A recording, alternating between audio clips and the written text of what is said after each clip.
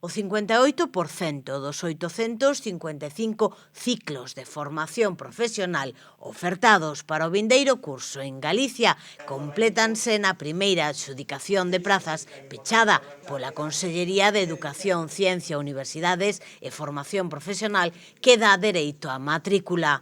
Segundo os datos recabados, un total de 56.049 persoas presentaron solicitude para cursar algunha modalidade de formación profesional, o que representa un incremento do 3,5% con respecto ao curso 2024-25 e supón acadar, de novo, un máximo histórico que confirma o interese que espertan estas ensinanzas entre os cidadáns en Galicia.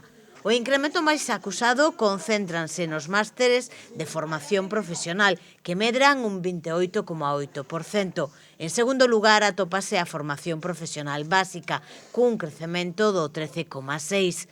Esta dinámica alcista está aliñada cun dos obxectivos do Plan FP-GAL 360 de reforzar a FP básica como única vía para a capacitación profesional de persoas que abandonaron o sistema educativo no seu momento ou que pertencen a colectivos máis vulnerables, garantíndolles unha oferta ampla e variada para que poidan acceder a unha mellor formación e cualificación e, paralelamente, reducir o abandono temperá.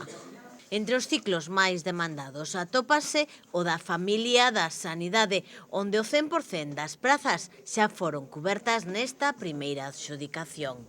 Ata o 18 de xullo, o alumnado deberá confirmar ou renunciar á praza adxudicada. Froito destas posibles renuncias, é posible que ciclos que neste momento figuran como completos, a partir dese día pasen a contar con prazas dispoñibles, aínda que a maioría ten listaxe de agarda.